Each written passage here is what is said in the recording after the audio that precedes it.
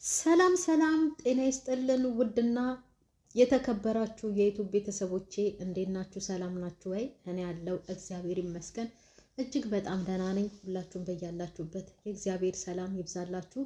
ኦርቶዶክሳውያን ዛሬ ቅዱስ ሚካኤል ነው። ቅዱስ ሚካኤል ሁላችሁንም በያላችሁበት ይጠብቃችሁ። ሙስሊም ወገኖቼን እህት ወንድሞቼንም አላህ ይጠብቃችሁ። እኔም አለው ደህና ነኝ። ዛሬ እንግዲህ ትንሱ ያው እንግዲህ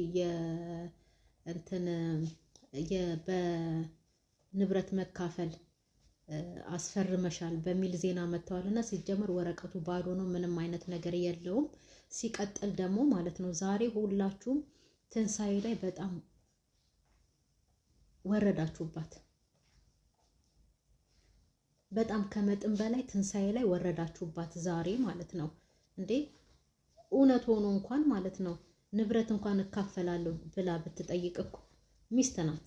ያው የተፈራረመችበት ሰዓት ጊዜ ወራት ቅርብም ቢሆኑም ከ6 ወር አላለፋቸውም ተጋብተው ነው አይደል? እንደዛ ነው። ቅርብም ቢሆን ሚስት የሆነችበት እንትን ጊዜ ቅርብም ቢሆን ያው ብትልም እኮ አይደንቅም። ይሄን ያህል ተካብዶ ትንሳኤ ባለጌነሽ፣ ትንሳኤ ባለጌነሽ፣ ትንሳኤ ባለጌነሽ። የአላዛርን እናት ነበረች ጭፍ ስናረጋት የነበረው ባለጌ ባለጌ ባለጌ፣ አንቺ ትዳርሽን ትተሽ የሰው ትዳር እያፋታሽ እያልን ጭፍጭፍ ያደረግናት እሷን ነበር። አሁን ደግሞ ባዶ ወረቀት ይዛ መታ ማለት ነው። ትንሳኤን ለንብረት ነው አንቺ ልጄን እንትን ያልሹ ብላ የተጠጋሹ ብላ ነጭ ወረቀት ይዛ መታ ስላሳየች እና ፊት ለፊቷ ስለቀደደች እውነት መስላችሁ ትንሳኤን በጣም ሲጀመር እነሱም ድራማ እየሰሩ ነው። ይህንን ማመን አለብን። ግን ደግሞ በድራማም ቢሆን ማለት ነው የሆነ የሚያስተምር ነገር ይዘውልን ቢመጡ እኛ ሳንሆን እኛ በቃ አሁን ትንንሾች አሉ ከኛ በታች ትንንሾች ህፃናቶች አሉ እያደጉ ቪዲዮ ዩቲዩብ እያዩ የሚመጡ ደህና ነገር አሰርተው ለነሱ ለምን አያስቀምጡም ነው ወተን የምንናገረው እንጂ ሁሉም ነገር ድራማ ነው። አሁን የትንሳኤ አክስትና ያላዛርና ከመቼው ተስማምተው ነው አንድ ላይ እፍ ያሉት? እንዴ የተሰዳደቡት ስድብ ቀላል ነው እንዴ? የእውነቱ ቢሆን እኮ አይንሽን ላፈር የሚያስብል እኮ ነው ስድብ የተሰዳደቡት። የእውነት እንዲህ ዞር ብሎ የማይተያዩበት ስድብ እኮ ነው የተሰዳደቡት። እና ቢሆንም ግን ደህና ነገር ይዘው ይምጡ፣ ደህና ነገር የሚያስተምር ነገር ይዘው ይምጡ በማለት ነው ወተነ የምንናገረው። ሲቀጥል ደግሞ ማለት ነው ትንሳኤ እንትን ብትል ንብረቴን እካፈላለሁ የምካፈለው ንብረት አለኝ ብላ ብትልም ማለት ነው ትክክል ናት። ለምን መሰላችሁ? ባለፈው እቤት ገዝቻለሁ ብሎ በትንሳኤ ስም ላደርግልሽ ነው ብሎ ሲላት እናትየው ምንድን ነው ያለችው? እኔ ቁጭ ብዬ ለምንድን ነው በትንሳኤ ስም ቤት የምታደርገው እኮ ነው ያለችው አይደል እንዴ? ማለትም እሷም ያላዛር እናትም ንብረት ትፈልጋለች ማለት ነው። አሁን እንደው ምናልባት በድራማው ትንሱ ስለቀደመቻትና ስላስፈረመች ንብረት ላይ አላዛርን ስላስፈረመችው እናትየዋ ተናዳ ያንን ወረቀት ይዛ መታ ፊት ለፊቷ ላይ ቀደደችው። ግን እሷም ጠይቃ ነበር እኮ ለትንሳኤ ቤት ገዝቼልሻለሁ በስምሽ ቤት ላደርግልሽ ነው ብሎ ሲላት ተከራከሩ አይደል እንዴ? ሪል ስቴት ቁጭ ብለው ተከራከረች። ይሄ ለሱ አይገባትም፣ እኔ ነኝ እናት ለኔ ነው የሚገባኝ ብላ እንግዲህ እናት የልጅ ሚስት እያለች ንብረት ለኔ ነው የሚገባኝ ብላ እኮ የተከራከረች ሴት እኮ ናት ያላዛር እናት። ይሄንን ረሳችሁት እንዴ? ምንም ቢሆን ምንም የትንሱ ትንሽ ያስኬዳል። እንደው የህጉን አካሄድም እንዴት እንደሆነ ባላቅም አንድ ባልና ሚስት አብረው መኖር ከጀመሩበት ሰዓት ጀምሮ እሱ የሚያመጣው ንብረት የሷ ነው፣ እሷ የምታመጣው ገንዘብ የሱ ነው። ይሄንን በህግ ማንም ሰው ያውቀዋል። አሁን እነሱ ከተጋቡ እንደው 6 ወር እንኳን አልሆናቸው። ያ 6 ወር እንኳን ከተጋቡ 6 ወር ብቻ ሳይሆን ከተጋቡበት ቀን ነው እንጂ የሚቆጠረው። ስለዚህ ትንሱ ሚስት ናት፣ ንብረት ብላ ብትጠይቅም ምንም አያስደንቅም እኮ እንዴ። እንደገና ደግሞ ትንሱ እያብራራችላት ነው ላክስቷ እኮ እናንተ አልተረዳችሁም፣ አልሰማችኋትም። ምክንያቱም እሷ ቤቱን ሪል ስቴቱን ያኔ በሚገዛበት ሰዓት በስሜ ሊያደርግልኝ ሲል ተከራክራለች። ለኔ ነው የሚገባኝ ብላ ምንም ቢሆን እኔም ደክሜበታለሁ። እውነቷን ነው። ዩቲዩብ የሚሰሩት አብረው ነው፣ ወጥተው ስራ የሚሰሩት አብረው ነው። ስለዚህ ትንሽም ብትሆን ይችላል አለችባት የትንሱ ማለት ነው። የእናትም ድርሻ እኮ ሊኖረው ይችላል እኮ። ያው እሷ ቸኩላ እናትየው እንደዚህ ትርምስምሱን አወጣችሁ እንጂ ማለት ነው። እናትን ጣል እኮ ያለው የለም እኮ አላዛርን እንዴ። ሚስትህን ቤትህን ያዝ፣ የእናት ገደብ ይኖር እኮ ነው። አክስቷም እኮ የትንሳኤ መጀመሪያ ስትከራከረው አላዛርን ስትመክረው እንደገና ደግሞ የትንሱ እናትን መተው አላዛርን ሲመክሩት የእናት ገደብ አለው፣ የሚስትና የእናት ገደብ አለው፣ ለሁለቱም ገደብ ስጥ እኮ ነው እንዴ።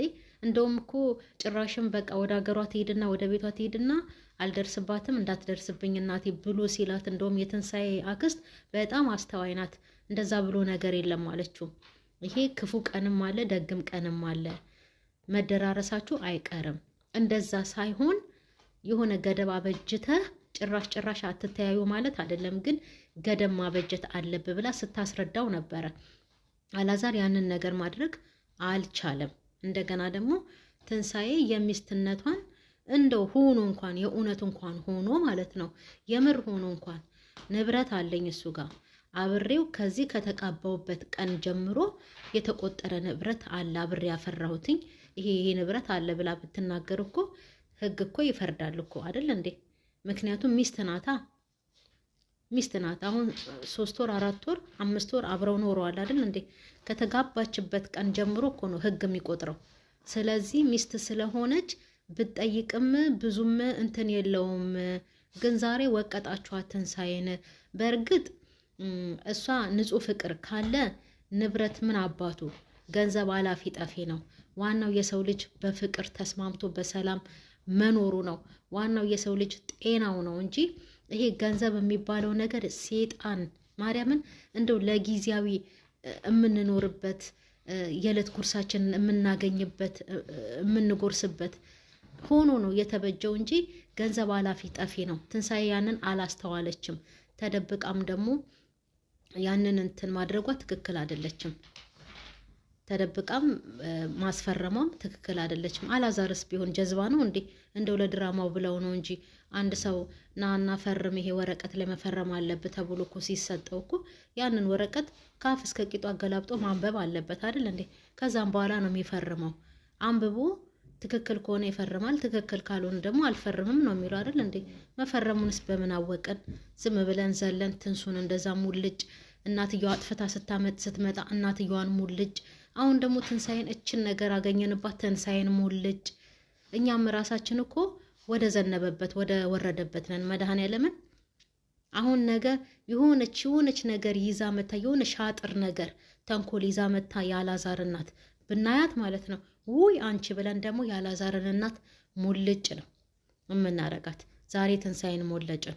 እኛም ዝም ብለን በወረዱበት ነው የምንወርደው አብረናቸው ማለት ነው። እና ትንሳኤ ሚስት ናት።